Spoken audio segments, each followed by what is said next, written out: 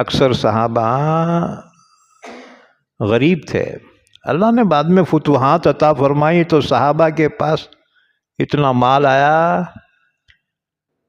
کہ صحابہ گنتے نہیں تھے، کھورے سے کھینچتے تھے۔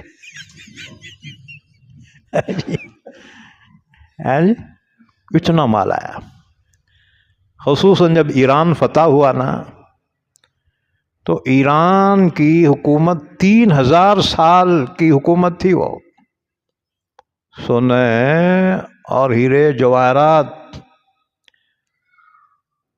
حضرت عمر کے زمانے میں جب مدینہ آئے، حضرت عمر نے فرمایا مسجد کے صحن میں پھینک دو اس کو۔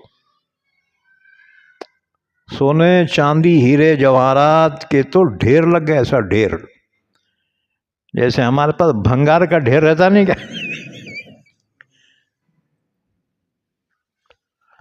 اور ایک ایسا قالین آیا،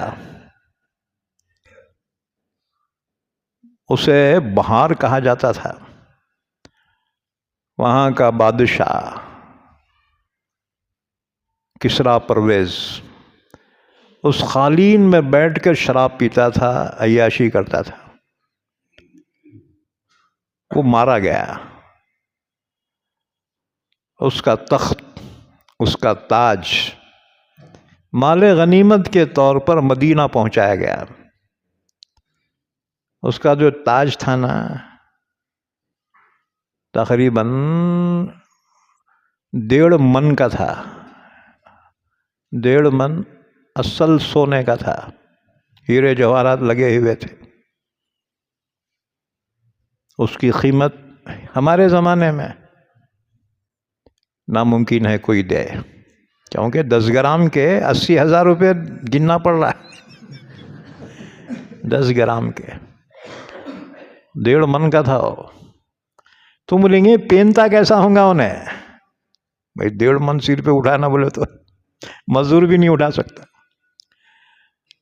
تو جہاں اس کا تخت تھا نا، اس کے اوپر جو ہے وہ ایک حلقے میں لٹکا ہوا تھا، جیسے جھومر رہتا ہے نا، جھومر ایسا۔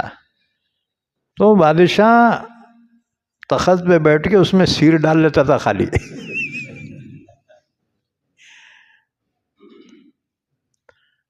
ایران کی حکومت فارس کی حکومت کہلاتی تھی، فارس ایمپائر، سپر پاور طاقت تھی اس زمانے کی۔ وہ قالین جو آیا نا، وہ قالین میں درخت لگے ہوئے تھے، قالین پہ درخت تھے سونے کے درخت۔ اب وہ پلاسٹک کے بنا رہے، دیکھو پلاسٹک کے جھاڑا بنا رہے، وہ اصل سونے کا ہوتا تھا۔ اور اس پہ جو پھل لگے ہوتے تھے نا، پھل ہیروں کے ہوتے تھے۔ وہ قالین جب مدینہ آیا، صحابہ کبھی زندگی بھی نہیں دیکھے تھے، اتنی غریبی تھی صحابہ کی، پوچھو مت۔ حضرت عائشہ رضی اللہ عنہا فرماتی ہیں ہم 3 مہینے 3 چاند دیکھ لیتی تھی، ہمارے گھروں میں چولہا نہیں جلتا تھا۔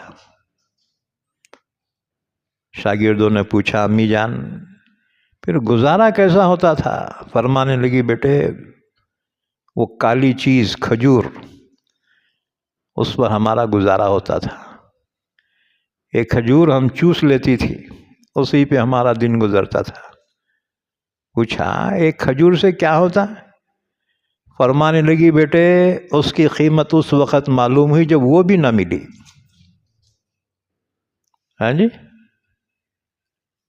اسلام بہت قربانیوں سے پھیلا ہے۔ بہرحال تو صحابہ کبھی نہیں دیکھے دیتا مال،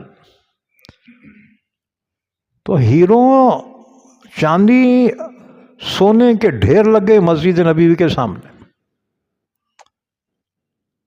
حضرت عمر رضی اللہ تعالیٰ عنہ کو اطلاع دی گئی، تشریف لائے۔ جب یہ مال دیکھا خوش ہونا تھا نا جی، تنخواہ بڑی تو مولیاں خوش ہوتے نہیں ہوتے، کمیٹی کو فل دعا دیتے ہیں۔ اس لیے کمیٹیاں کو بولتا ہوں تنخواہ بڑھاؤ مولویوں کی. پتہ نہیں کیا ہماری بدقسمتی ہے کہ جتنے کمیٹیاں ایک سے ایک بخیل ہیں. سب سے بڑا بخیل انہیں صدر بنتا ہے. جی یہ قوم کی خوش قسمتی نہیں ہے، ہم مولویوں کی بدقسمتی. کوئی تو بھی سخیر ہے نا، ہے جی السلام علیکم السلام علیکم، ہاتھاں دکھا دیتے بیٹے، گینا نہ دینا وازوارے وازوا.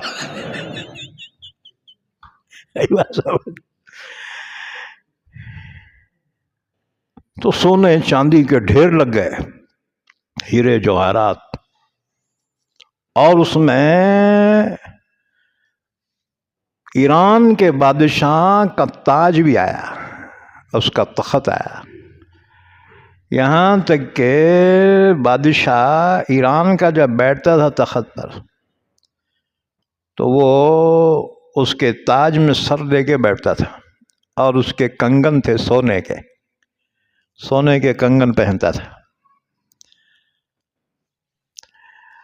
جب مال غنیمت مدینے میں لایا گیا، حضرت عمر نے دیکھا مسجد نبوی کے صحن میں سونا چاندی ہیرے جواہرات ڈھیر لگ گیا ہے. بڑی خوشی کی بات تھی کیونکہ ایران فتح ہو گیا اور اتنا مال غنیمت آیا. حضرت عمر نے دیکھا تو رونے لگے. پوچھا گیا امیر المومنین آپ کے رونے کا سبب کیا ہے؟ تو فرمایا کہ اللہ نے ہمیں آزمایا، ہم ثابت قدم رہے، لیکن یہ مال ہے، جب مال آتا ہے تو فتنہ بھی آتا ہے. اب مال آیا ہے، امت میں فتنہ بھی آئے گا. دنیا میں جو فتنے ہیں مال کے فتنے ہیں. حضرت عمر رونے لگے کہ یا اللہ ہماری قربانیوں کا اجر ہمیں دنیا میں تو نہیں دے رہا ہے. اللہ ہمیں دنیا نہیں چاہیے، ہمیں آخرت چاہیے. بہرحال وہ قالین کٹ کر کے تھوڑے تھوڑے ٹکڑے ہاتھ کو آئے، صحابہ لکھپتی بن گئے. جی ان کے گھروں میں رکھنے کے واسطے کہیں جگہ ہی نہیں تھی، اتنا مال آیا.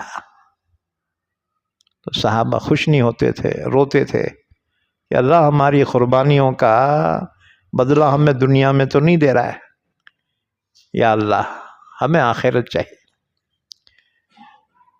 تو بہرحال جب مال غنیمت آیا حضرت عمر نے تقسیم کرنا شروع کر دیا. اس شان پہ امت ہوئی قربان محمد، ہم ختم نبوت کی حفاظت کے امیر ہیں، ہم زندہ و بیدار ہے مردار